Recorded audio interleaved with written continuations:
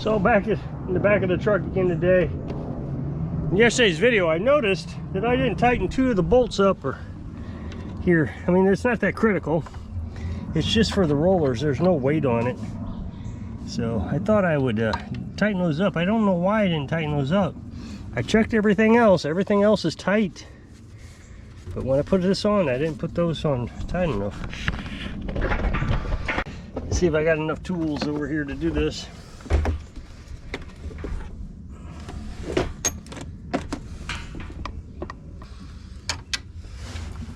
I don't remember what size it is. I don't have enough tools. Let's see if I can get it with just one. I'll have to go get a wrench maybe. Let's see.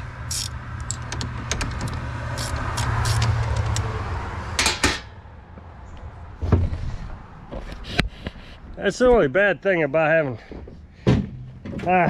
to work on your car outside of a garage, I guess, is you always got to carry all your tools to your car. And on the other hand, I would much rather have my tools near lawnmower repair than in a garage.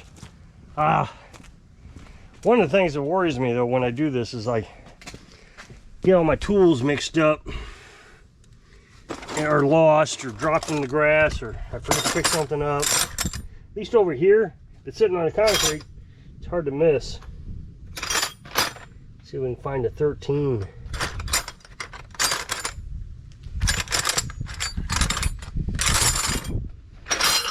thing about lawnmowers is typically you don't get in a lot of strange sizes. 10 millimeter, 7/8, 7/16, whatever it is. And,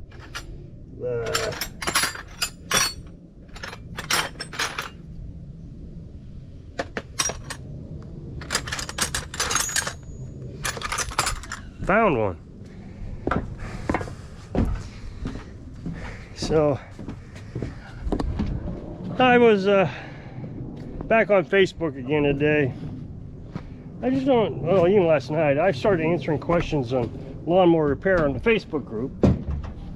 I joined the Facebook group on lawnmower repair to kind of test myself. So they ask questions and then I try to answer them in my head. Why would one side, that is dumb, one side is 13 and the other side is 14. See, it would be nice to have a garage. So now we get to go back and get a 14. Thing is I read these answers and none of them, well, not none of them, a large majority of them really have no idea what they're talking about when they answer lawnmower repairs. And I wonder, are these people trolls, or are they just not understanding how to repair lawnmowers? I don't get it.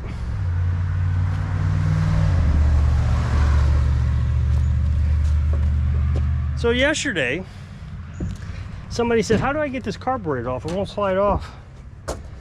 And everybody's saying, well, you gotta have two nuts and lock them together and take the stud out. But it had a carburetor solenoid, starting solenoid. And that solenoid, what you gotta do is use a 1/2-inch wrench and the solenoid comes right off, and then you can slide the carburetor off. Done it lots of times. And so I replied. I got one person to agree with me. And then I had a half dozen people say, no, that's a hard way of doing it. Just take the stud out, 2 nuts. How is that the hard way of doing it? It's a 1/2-inch wrench. I mean, your way, you're gonna need 2 bolts or 2 nuts, and you're gonna have to figure out how to jam them in there and get it out. I've done the 2 nut thing sometimes, and it doesn't always work. So, I don't know. I've been confused. I asked Carolyn about it today. Do a lot of people just answer questions? They have no idea what the answer is. They just answer to be answering it. And she says, lot of people, or something to this effect, I don't remember exactly what she said, have more confidence than intelligence in the subject. What's funny is a lot of these people say they have customers, and they're asking questions like, how much do I charge to take an engine off, put a new engine on? Well, if you know what you're doing, it should take about an hour, so how much you charge per hour?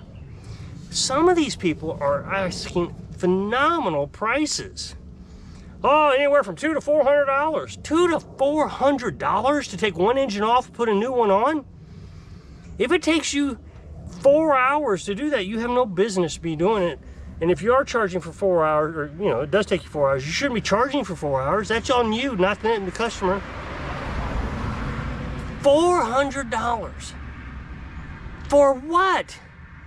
You remove 4 bolts, you remove you remove a pulley assembly off the shaft, you take a couple wires off, fuel line off, the choke line off. I mean, it shouldn't take you that long, and you put them all back on. So I don't understand $400. Now, like I said, I charge a quarter of what everybody else charges around here, and I'm telling you that it should not, there's no way it should take 4 hours, 2 to 4 hours. That is ridiculous. So they don't know what they're talking about. There was one post where somebody said my spark plug or my ignition coil will produce a spark with my inline tester, or with the spark plug out of the cylinder. But when I put it back in the cylinder, it doesn't spark because my inline tester says it's sparking, but it's not sparking. And I bet there were 60 answers. I think there were 60 answers, and every answer was wrong. Could be one of two things. Could have been a diode, or more likely, the ignition coil has went bad, and in some cases, the ignition coil will produce a spark as long as there's no compression against the spark plug. If there's compression, then it takes more energy to create that spark. And there's some inline spark testers, I have one, that will discriminate against that. It can figure it out. But those ones that light up, they don't. Nobody answered the question correctly. The thing is YouTube has tons of videos on this specific problem. People are saying, oh, it could be they just went on and on. But seat switches, and well, how can it be a seat switch? If it was a seat switch, it would do it all the time. Not when the spark plug is out of the hole, and then it doesn't when it's inside the hole. The seat switch wouldn't make any difference. They really don't know what they're talking about. And I told you about this about YouTuber, and he, he acts like he's been doing lawnmower repair for decades. I mean, he knows everything there is to know. And every video I've watched of his, I haven't watched all his videos, but every one that I've watched, he literally asks the audience every time, what do you think this is? What's the problem here? It won't start. And, diagnostics is so easy. It's just not that hard. I mean, when you're working on a chainsaw, it's just not that hard. It's either you put some starting fluid in it. If it starts, then you know that it's a carburetor or fuel issue. If it doesn't start, then you check the spark, and then you check compression. Or you can look inside the cylinder, or you can take the muffler off, and you can find if you got a compression issue. It's just not that hard. It's 3 simple little steps. I don't know. I am not understanding how there are so many people out there saying that they are experts in lawnmower repair and qualified to give answers, and have no idea what they're talking about. Most, I think, are given the same answer as what the answer is on a YouTube video. I told you about this the other day. There was a YouTuber talking about plastic carburetors, and all of a sudden, everybody on Facebook was an expert just parroting exactly what he was saying. Oh no, you're gonna have to have a micro drill. No, you don't. You take the cartridge apart. I told you about that the other day. I mean, I think the YouTuber did it wrong. Well, I know the YouTuber did it wrong. And that's okay. He didn't understand it, but he made it work. But that's how all of a sudden everybody became experts on how to, And so what they were saying is, oh, the plastic carburetor is junk. I used to talk about cognitive, no, sorry, wrong one. Kruger-Dunning effect. All the time when I was a nomad. Everybody was an expert when I was making YouTube videos when we were traveling. Everybody was an expert on how to travel. Everybody had the answers. Everybody knew exactly how to travel in a vehicle with maybe a truck camper or a pop-up camper. Everybody was an expert. And none of them were an expert. None of them knew anything. When you traveled, it's hard to explain. There are nuances that don't make it all peaches and cream. It was a difficult life. Carolyn and I enjoyed places that we went and visited. It was a great time, and we'll cherish a lot of those memories for a long time. But there was always obstacles, and we were always on a schedule. Believe it or not, we were always on a schedule. First schedule you're on, you could only stay in a place for 2 weeks. Second schedule we were on, of course, we had to make money. So, you know, making YouTube videos, and at the time I was doing database repair. So we had to have internet. A lot of these places didn't have internet, so you were just constantly struggling, constantly trying to find a place to stay, and you're always worried the truck was going to break down. Always. And it's such a huge relief being at a location where you can stay as long as you want, even if your truck's broke down. It's a huge relief.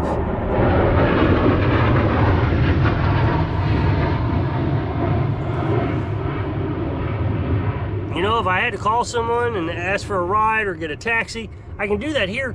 But the problem is if your truck breaks down when you're on the road, your house is attached. So now you're taking it to a shop, getting it towed, you have no place to stay, and everybody had an answer. And it's called Kruger-Dunning effect. The less you know about a subject, the more you think that you are an expert at the subject. People get quizzed on this, you know, and there's quizzes they take, and they really don't have any idea what they're talking about. The thing is the more you know about a subject, the less you think you know about a subject. And so what's interesting is the confidence that comes with these answers on Facebook. So they don't know very much, but they think they know everything, and they come back with this overconfidence. I don't know if I said this in this video, but I replied to one of these and I said, you need a 1/2 wrench to take the solenoid off. Some guy came back and says, that's not the right carburetor. You're not talking about the right. There was a picture of the carburetor. I could see it. Yes, that was the right carburetor. Why would you say I was wrong? I didn't understand that. And of course, somebody's going to say, well, does that make you overconfident? Well, except that I've actually done it on that specific model, on that specific engine, on that specific carburetor. So, no, I wasn't wrong. That's how you do it.